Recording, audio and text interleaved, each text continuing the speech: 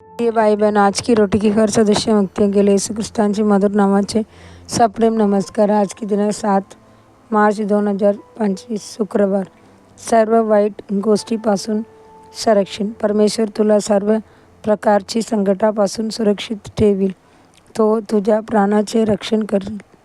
स्तोत्रसंगीता 121 अध्याय 7 वचन। हा जग दृष्टांताने भरलेला आहे, जिकडे पाहावे तिकडे अन्याय आणि भ्रष्टाचार दिसतो। आजार, अपघात, आपत्ती आणि विविध संकटे आपल्या भोवती आहेत। जादूटोणा आणि मायावी कृत्येही वाढत आहेत, जी कानी पोचवा पाहतात। म्हणून प्रत्येक वाईट गोष्टीची यादी करण्याऐवजी स्तोत्रकार एक सामर्थ्यशाली आणि सर्वसमावेशक प्रतिज्ञा करतो। परमेश्वर तुला सर्व वाईट गोष्टीपासून जपील। हे आश्वासन प्रत्येक परिस्थितीला व्यापते आणि कोणत्याही संकटाला जागा ठेवते नाही। अपोस्तल पौलही हे सत्य पुन्हा अधोरेखित करतो। परमेश्वर विश्वासू आहे, तो तुम्हाला दृढ करील आणि दुष्टापासून जपील। दुसरी तेसलोनिके 3 अध्याय 3 वचन। देवाची विश्वासासहित अडल आहे। जरी आपण कधी दुर्बल पडलो तरी त्याची प्रतिज्ञा कायम राहतात। जर आपण विश्वासाने असलो तरी तो विश्वासू राहतो, कारण तो स्वतःला नाकारू शकत नाही। दुसरी तिमोथी 2 अध्याय 13 वचन। आपले संरक्षण परमेश्वराची अडल विश्वासावर आधारित आहे। देव मनुष्य नाही की तो खोटे बोलेल, किंवा मनुष्याचे पुत्र नाही की तो पश्चाताप करेल। त्याने काही सांगितले असेल आणि ते तो अपूर्ण करणार नाही का? किंवा त्याने काही वचन दिले असले आणि ते सत्य करणार नाही काय? संख्याविवरण 23 अध्याय 19 वचन।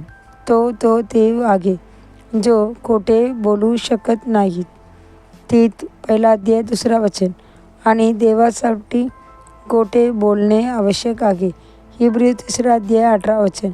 जो परमेश्वर बोलल्यावर पहारा ठेवतो तो आपले संरक्षण करण्यास विश्वासू आहे। म्हणून आपण आशेने आणि आत्मविश्वासाने म्हणू शकतो, भिवू नकोस, कारण तो आपले संरक्षण करतो। होय, त्याने आपल्याला आपल्या अमूल्य रक्ताने मुक्त केले आहे आणि आपल्या कृपेची गडद आपल्याला आश्रय दिला आहे।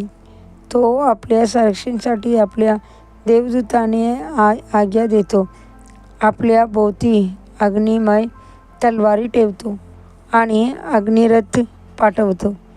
त्याहून अधिक तो आपल्याला आपल्या पंखाखाली जगतो आणि आपल्या डब्याची प्राण्याप्रमाणे आपले जीवित करतो। या जगात अचानक कोणत्याही आचाराने, अपघाताने आणि दृष्टांताच्या कारणास्तव सतत धोका असतो, पण बायबल आपल्याला खात्री देते, परमेश्वर नावा हा एक मजबूत बुरुज आहे। धर्मी त्याकडे धावत जातात आणि सुरक्षित राहतात। परमेश्वर संतांचे आश्रयासाठी त्याच्याकडे धावा। जे कोणी त्याच्या शरण जाते त्याचे नक्कीच रक्षण करतो। अधिक चिंतनासाठी वचन। आणि परमेश्वर मला प्रत्येक वाईट कृतीपासून सोडविल आणि मला आपल्या स्वर्गीय राज्यासाठी सुरक्षित ठेवील। त्याला अनंतकालपर्यंत गौरव असे। आमेन। दुसरी तिमोथी 4 अध्याय 18 वचन। आजच्या बायबल वचन सकाळी व्यवस्थाविवरण 3 आणि 4 अध्याय। मार्क 10 अध्याय 32 52 वचन। धन्यवाद।